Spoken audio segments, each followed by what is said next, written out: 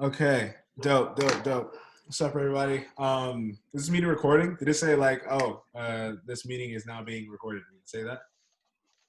It says recording in the top right for me. It doesn't say that sound thing. But all right, dope. So today what we're gonna go over. So the past 2 weeks, small recap. We introduced what we call smart money concepts.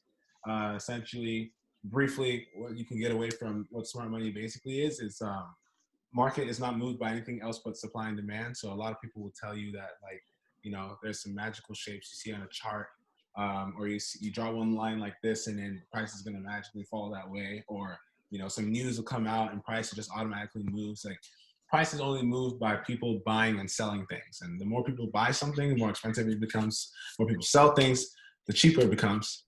And if you have enough money in the market, you can push price in any direction. If you have enough money, you can buy as much of anything that you want and push it into and push up the price higher, or you can sell off as much as you want of something and make the price fall. So it all depends on who has the most money in the market and what their incentives are. And so what we see happening in smart money is that they're, the biggest players in the Forex market. This is lagging.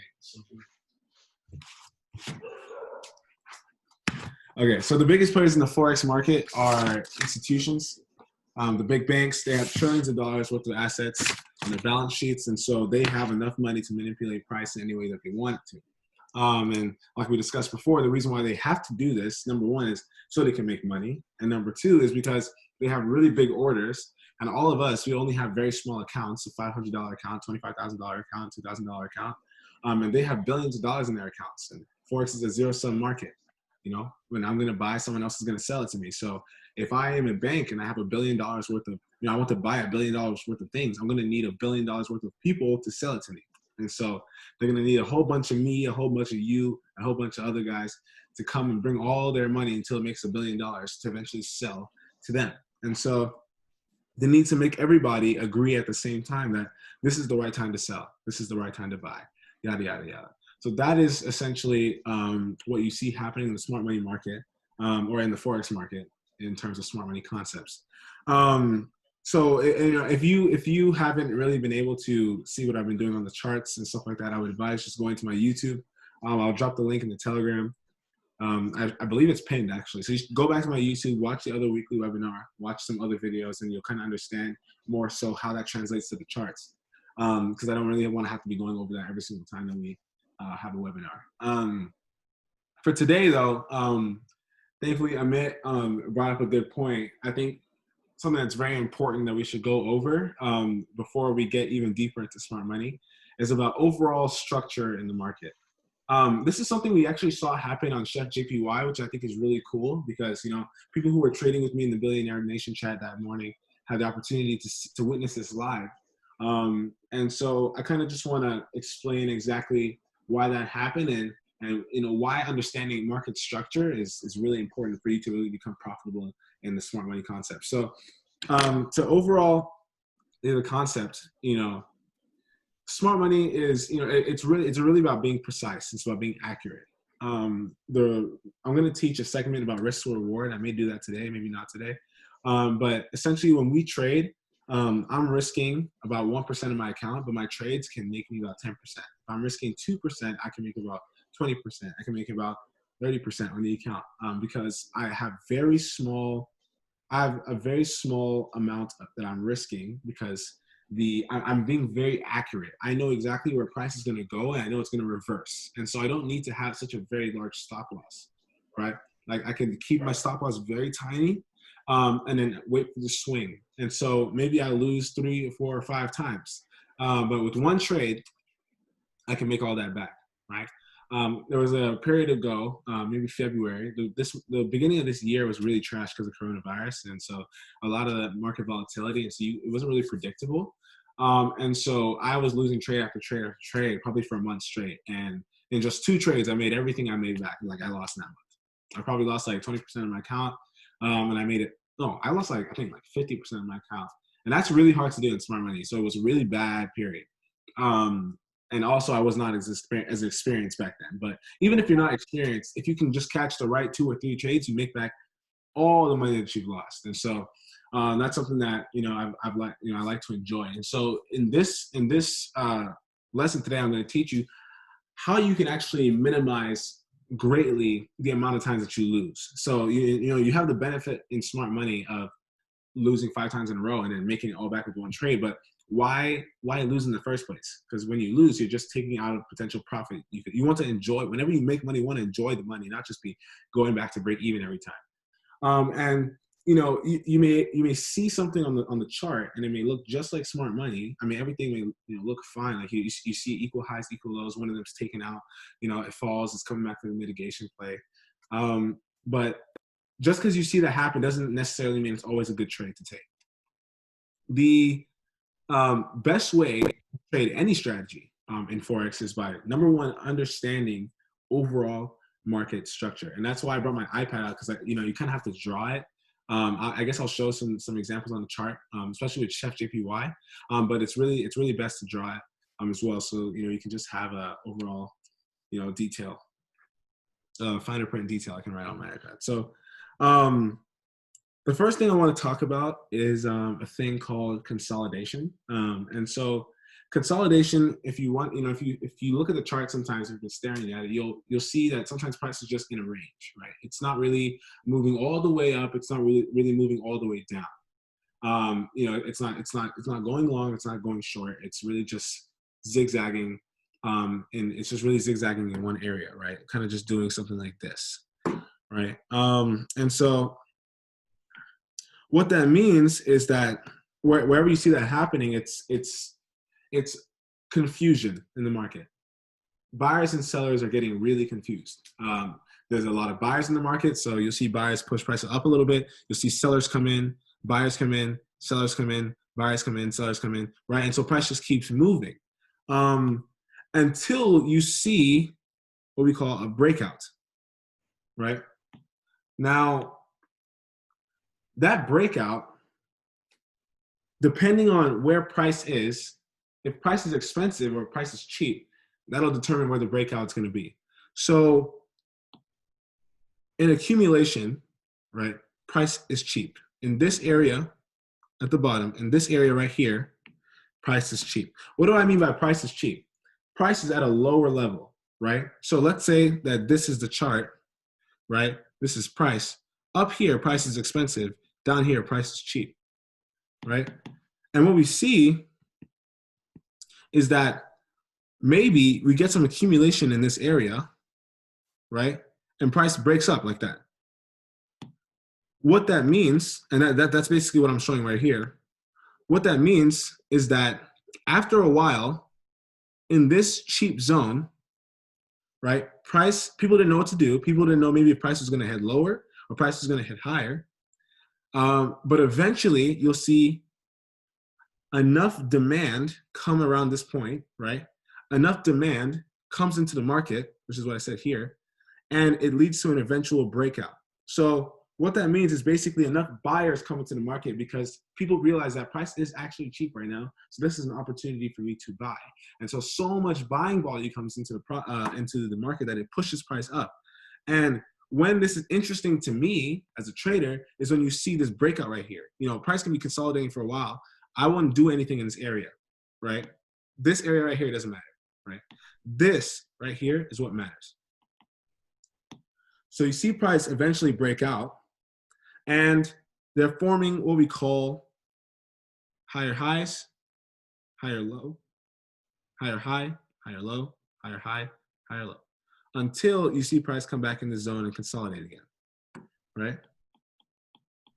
So when you see a higher high, higher low, that just basically means it's trending upwards, right? That's structure. You see people draw trend lines like that or like this, right? That's structure.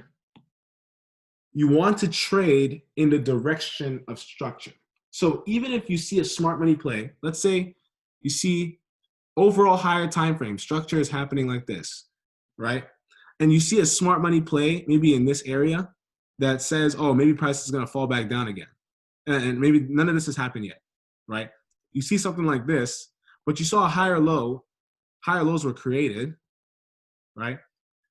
You want to trade within the direction, right, of the trend. You don't want to be looking for opportunities for this to fall. You want to be looking for opportunities to buy, right?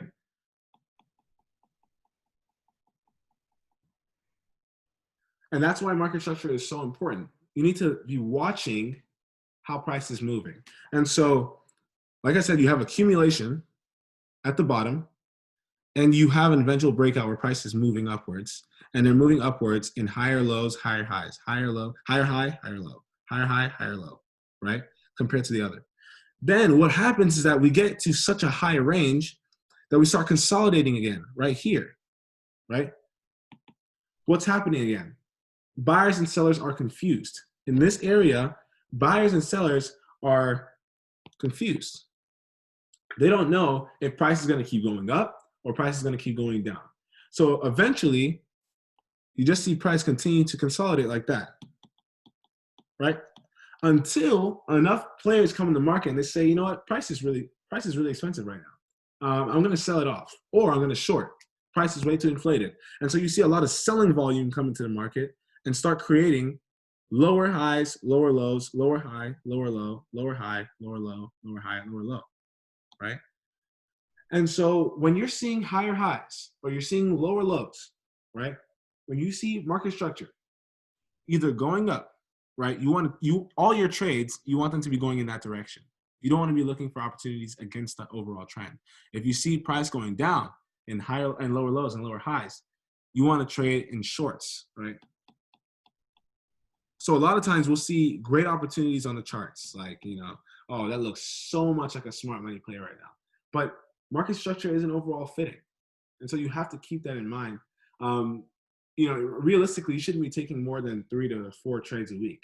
You know, like trading every day is not optimal. That's why I don't like to trade on Mondays.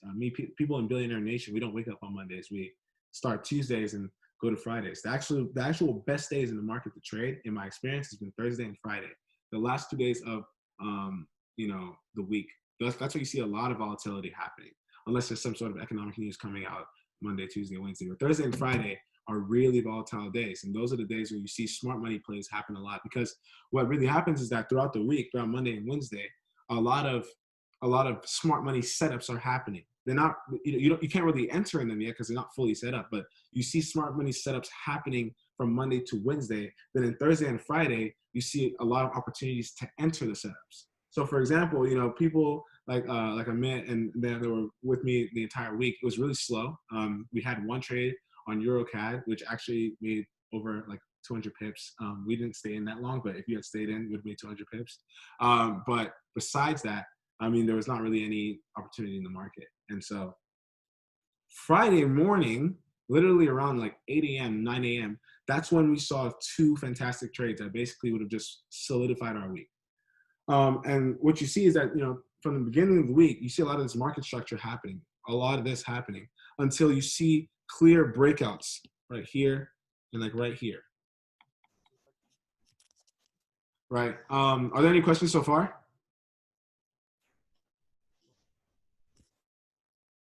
All right. Though.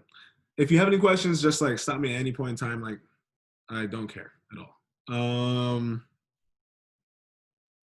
Right. And so something I'd like to talk about a little bit more, I'm just going to go down here, is, so where can you see smart money happening in, you know, where can you see smart money happening within consolidation, right? Or accumulation and distribution. Sometimes you'll see in the market where maybe we're in an accumulation phase, and you know, you're creating these equal lows, you're creating these equal highs, right? And price will dip like that and then rise, right? What we're looking for is for price to come back down, to retrace a little bit, enter here, then go really long, right? And you want to buy in this kind of price action, because this is what we call market structure, right? This is the original low, and then you have a higher high right here compared to this high. That's a higher high. How do you tell? Because I was watching. I just joined that other chat that I had to, you know, pay for, and they talked a little bit about this. But it seems like he's using like some kind of ratios to determine like what amount of like retracement is enough, or like what Oh, amount of like, yeah, Fibonacci. yeah, I don't know. I was just asking you what that was pretty much. Actually, I can go over that. Actually, that's a good point. When you see price maybe dip past these lows right here, this is what we call liquidity capture, right? I'm going to go over the Fibonacci thing in a second. You see a liquidity capture right here. And essentially, I went over this in all my other videos, but basically what's happening is that price is dipping between these lows right here, these equal lows. Price dips below it, then rises suddenly because you have now enticed. Oh my God. Okay, well, fuck it. Yeah, I have a girlfriend. We gotta suck it up. And so price dips below these equal lows, right? And what we're doing is we're capturing sell side liquidity. And so what that means is that, like I said, in order for me to buy, someone's gonna have to sell to me. In order for the banks to buy, someone has to sell to them. And below these lows right here, below these lows, retail traders, which makes up majority of traders in the market, think that when price goes past these lows, right, that price is just going to keep falling, right? And so what do people do when they think price is going to keep falling? They short or they sell off their investment. And when they sell it, that gives opportunity for banks to buy, right? And so banks then artificially push price up.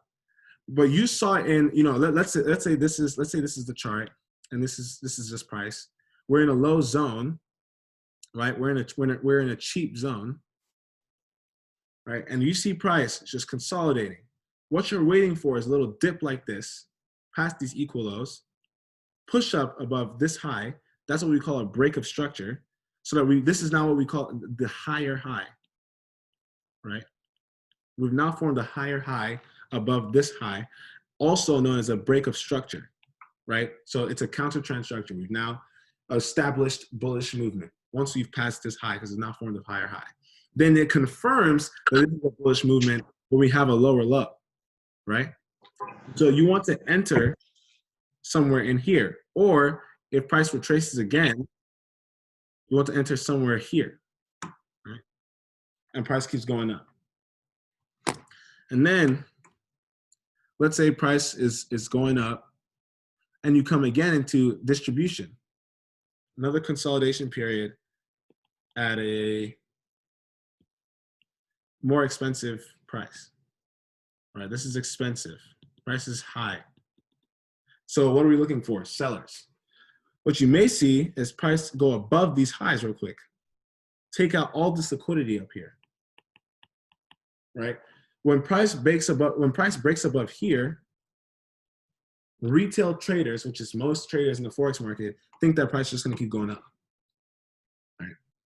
But we know better than that because we're smart money traders. So we see price actually go up and then fall, especially also because this is good confluence. Confluence means that not only do you see like a smart money idea right here, but you also see accumulation and distribution on the left as well. You can also tell that we're in an accumulation and distribution phase. And so you see price break above these highs and fall. But you would wait for this to happen first. Wait for that big fall. You don't just enter because you think that, oh, price went up. And so like, okay, I'm just gonna short it now because I think like what Chike said, smart money says it's gonna fall. It doesn't do that every time. Sometimes it doesn't do that. But when you know it's a smart money move is you wait for a structure to be broken. And so this low right here, which was the last low, got broken. It got pushed past. And so this is now what we call a lower low. Price goes back up, we make a lower high compared to this high. It's a lower high. We now have a lower low, lower high, lower low, right? And you want to be entering off the retracements, right? In here. You want to be entering off those retracements. And you don't want to just enter because it is a retracement. You want to enter because you saw a smart money move plus a retracement. And so what does a smart money move look like for those of us who don't know what a smart money move looks like? Just erase all this.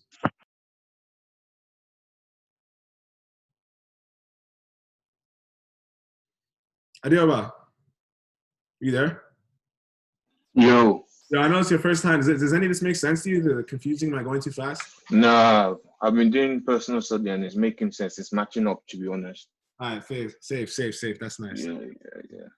So, smart money. What a smart money play looks like, right? Is when you see that dip, right? And let's say this doesn't even have to be any accumulation or distribution phase. Let's just say in general, you see maybe like some equal lows right here. These are equal lows. You see price dip past that and go up. You'll see somewhere in here a candle that looks like this.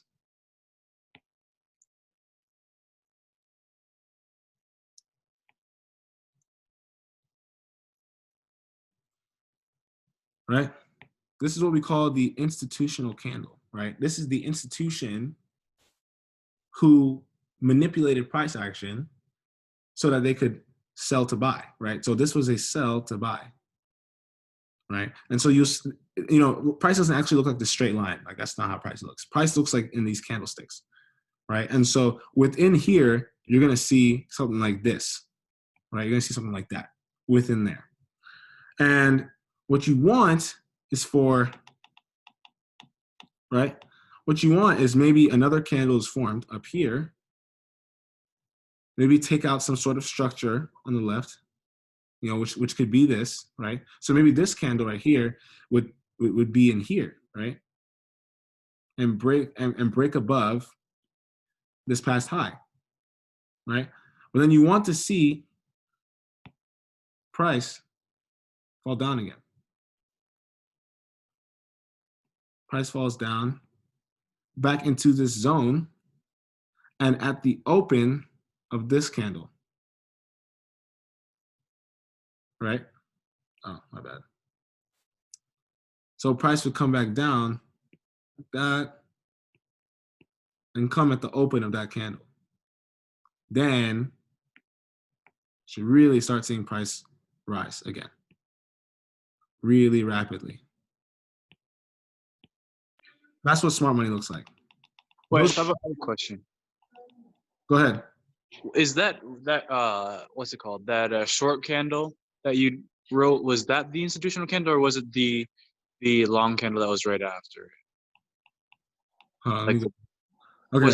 was it the bullish candle that was right after that turned it around? Is what you're calling the institutional candle? Actually, this is the institutional candle. It's the bearish one. Okay. The initial one, because that's the one that blew past. It blew past the lows. The candle that took out the lows, this red candle, it took out all these lows. That's the institutional candle. Right. It's the banks then buying back, which is gonna cause that the bullish candle afterwards. Yes. And so then why does it have a tendency to then bounce off the top of that bearish candle? Okay, so then that's you know, I talked about this last week in the webinar, I think, but this is right here. What this place is, or right here, what this place is that's the beginning of banks pushing down the price, and then they went to go and buy after, right? But banks have when banks push down this price and then push it up, right? How do they push down price? Like I said, how does price move? Supply and demand, which means that they had to put in a lot of selling off orders, a lot of shorting orders, right? A lot of they had to short heavy to make price fall, and then on top of those shorting orders, they also inputted bullish orders, long orders, or buying orders, right? And so these buying orders, the higher they go, the more in profit they are in. But what about these ones? These were never closed, right? So price is still negative. So what has to happen is that banks sell off a little bit and let them break even on these orders, so it's at least a zero. And then they start buying heavy, right? But first they had to push price down. See what I'm saying? Yeah, no, that makes sense. Okay, great. Are there any more questions before we go on? Yeah, I've got a question. Sure. What time frame do you do this analysis? Because like I've tried looking at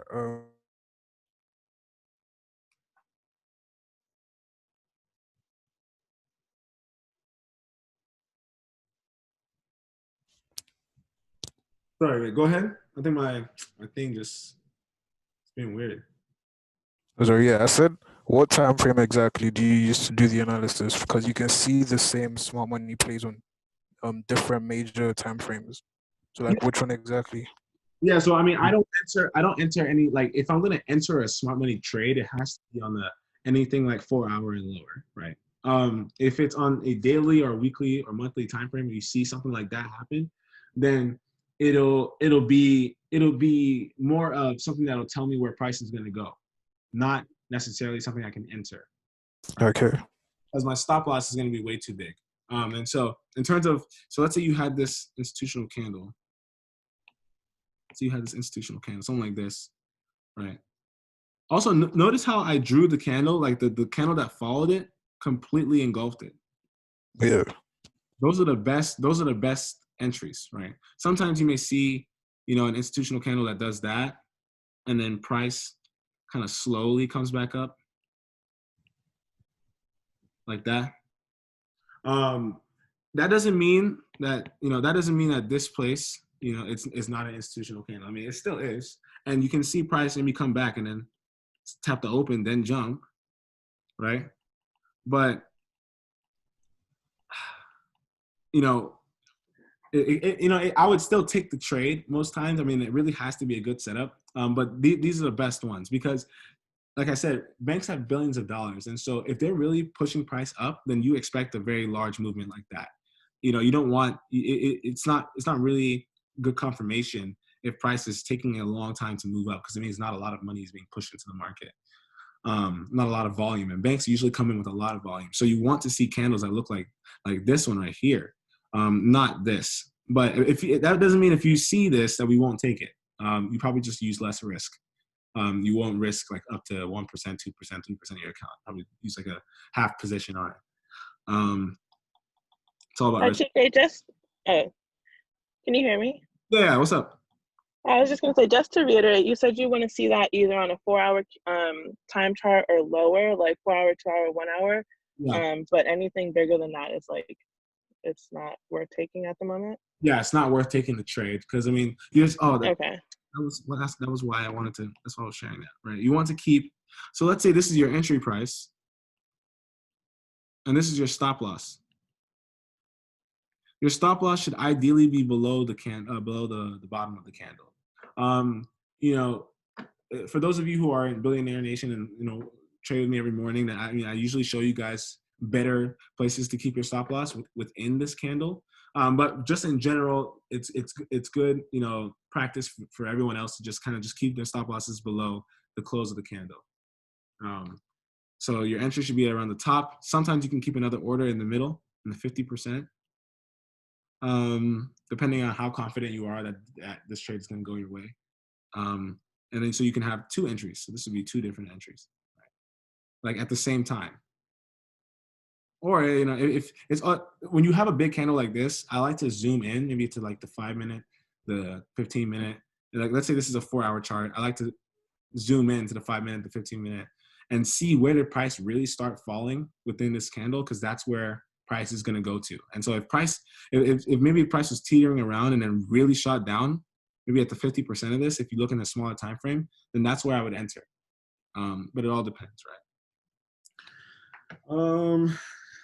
Yeah. So, like I said, main takeaways: consolidation, accumulation, just distribution. Keep that in mind. I'm going to show you guys an example of that now.